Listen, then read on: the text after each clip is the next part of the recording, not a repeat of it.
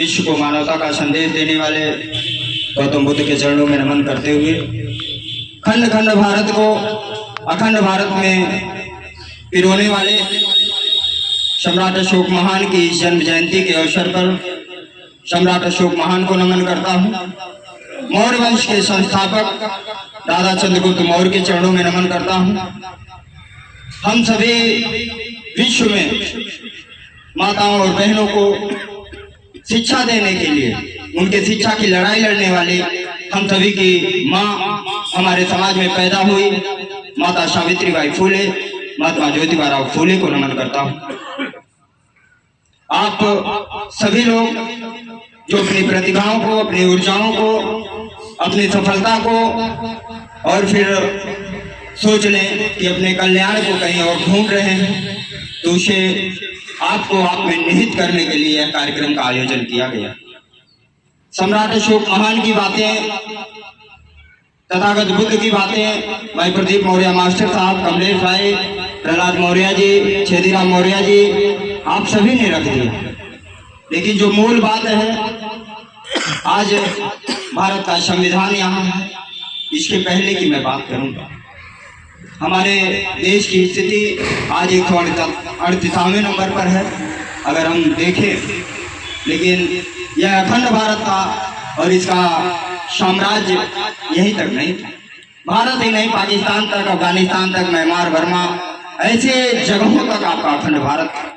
और वो तब था जब आपके दादा सम्राट अशोक महान राजा थे, सम्राट। उनसे बड़ा सम्राट आज तक कोई पैदा नहीं हुआ। कहने के लिए कई राजा होंगे, कई धार्मिक राजा होंगे, कई ऐतिहासिक राजा होंगे, कोई एरिया के राजा होंगे, कोई रियासत का राजा होंगे, लेकिन उतना बड़ा राजा आज तक कोई धरती पर नहीं हुआ जितना बड़ा सम्राट अशोक महान हुआ। इस बात को जानने की जरूरत है। आप उनके वंशज हैं, इस बात को समझने की जरूरत है। आज अशोक जयंती के कार्यक्रम पर हम ऐसे कार्यक्रम करते रहेंगे, कोई मतलब नहीं होगा। हमारे बीच में जो भी संख्या है, हम कह रहे हैं असंतोषजनक संख्या, युवाओं की संख्या, आप सभी लोग बस ये हिम्मत रखिए, ये विश्वास रखिए, ये संकल्प लीजिए कि आइंदा अगर कहीं कार्यक्रम होगा तो हम 1 नहीं 10 बनकर जाएंगे तो कार्यक्रम सफल होगा।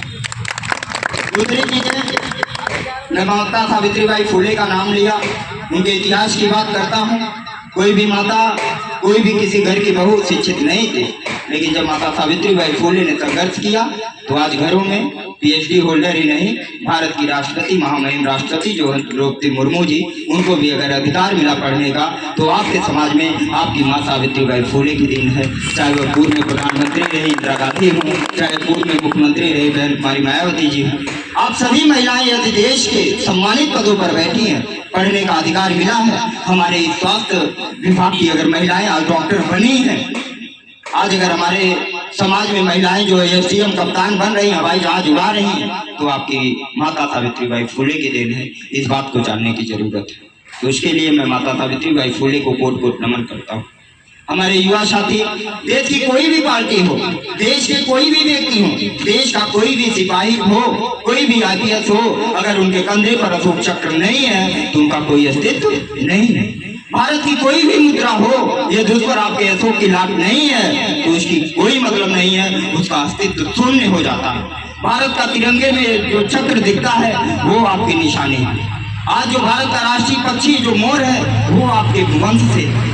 आज जो भारत का संविधान है ना, वो आपके राजा सम्राट अशोक महान के शासन प्रणाली का एक दस्तावेज बनाया गया है। उनके शासन को, इनकी नीतियों को, उनकी जन कल्याणी योजनाओं को संविधान में निहित किया गया है। और पूरा संविधान आपके पूर्वज सम्राट अशोक महान, चंद्रगुप्त मौर्य की मैं बात करूं, सूरत में जो नहरें बनी थी ना, जो खुदवाई गई थी पहली नहरें, वो आपके दादा चंद्रगुप्त मौर्य ने खुदवाई थी।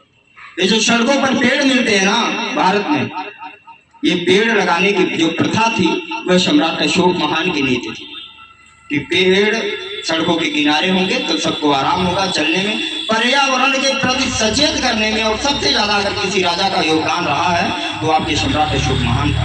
आज प्राथमिक स्वास्थ्य केंद्र पर उपस्थित है रामनगर में हम सभी, ये मानव का यहाँ इलाज होता है, लेकिन जहाँ जानवरों के इलाज के लिए भी अस्पताल बनाने की बात है, कमलेश भाई ने बताया वो आपके दादा सम्राट अशोक महान ने किया। पशु पक्षियों के लिए अस्पताल बनवाया था, उनके लिए नीतियां बनाई थी, उनके लिए आर्टिकल आप संविधान में है, तो आपके पूर्वज सम्राट अशोक महान की नीतियों के माध्यम से दस्तावेज तैयार किए गए।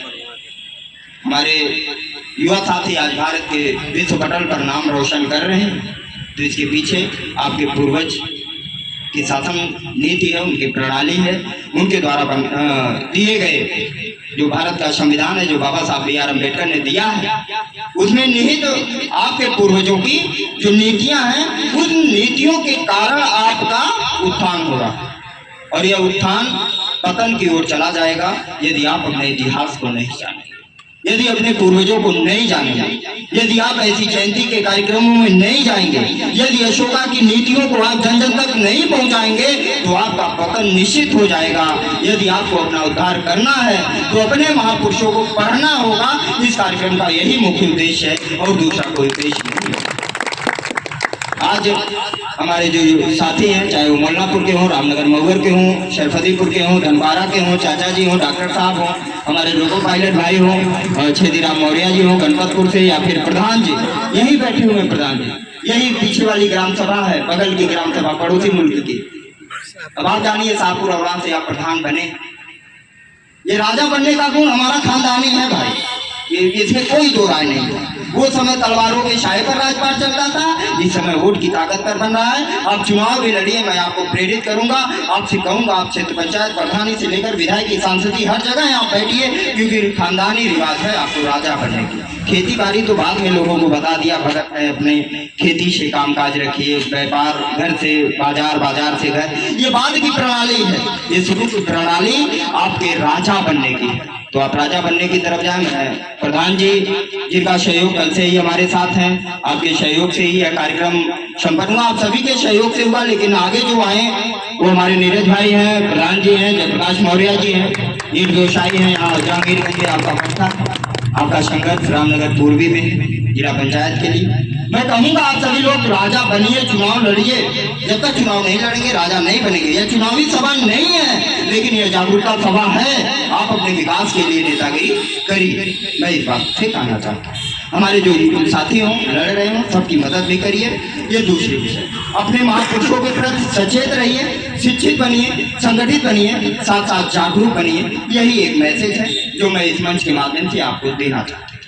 कार्यक्रम करने के लिए किसी अगुआ की जरूरत होती है भाई, हो सकता है परमिशन की इशू थी, बहुत सारी दिक्कतें हो जाती हैं, तो मैं कहता हूँ चलो यार, मैं समाज में निकला, उम्र मुकदमे होते रहते हैं, जो भी चीजें हैं वो सब निरंतर एक शासन है, प्रशासन है, कानून है, संविधान है भाई, किस पे होंगे?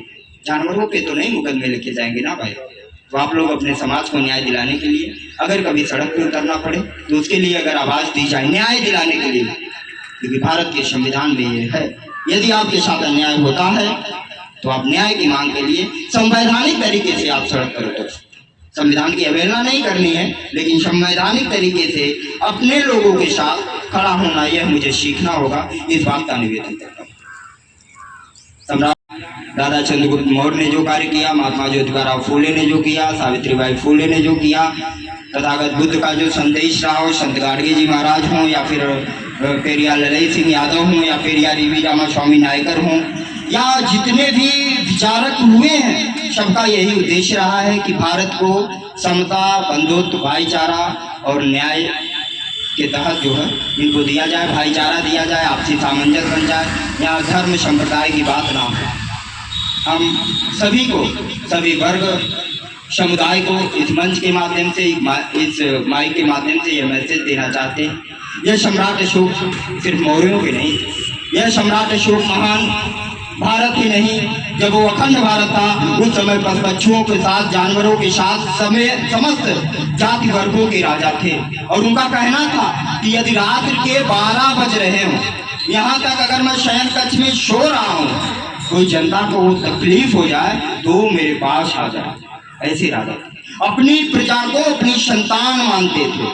आज वैसे नेता नहीं है, जरूरत है ऐसे नेता बनने की, ऐसे नेतृत्व कर्ता बनने की।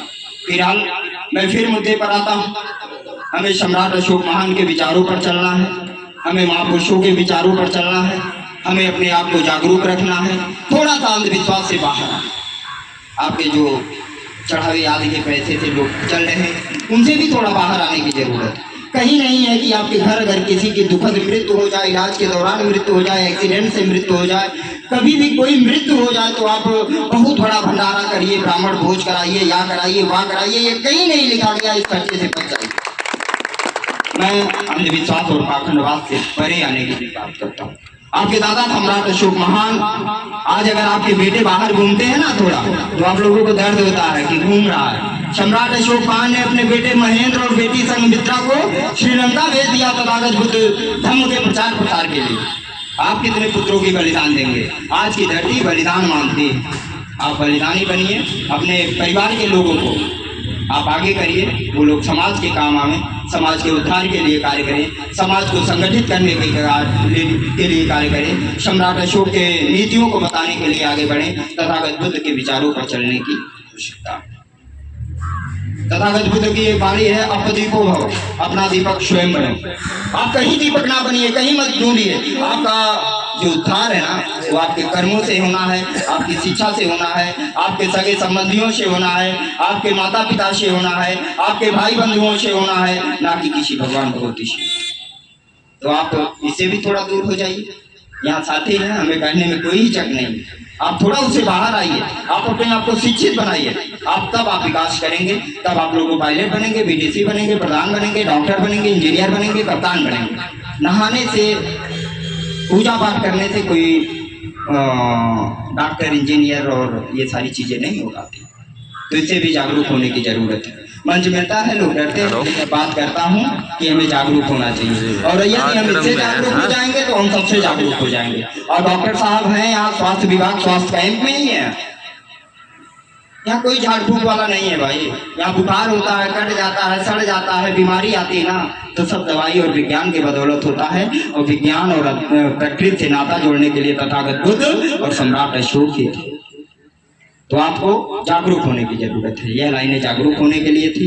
बाकी इन्हीं सभी बातों के साथ मैं पुनः अपने सारे साथियों का, जो हमारे यहाँ युवा साथी, हमारे शशि भाई 5 बजे हम आ गए, यहाँ ईंटा उंटा रखा था, बीच में झाड़ू वाड़ू लगाना, उसे धोना होना, सजाना वजाना, ये सारे कार्य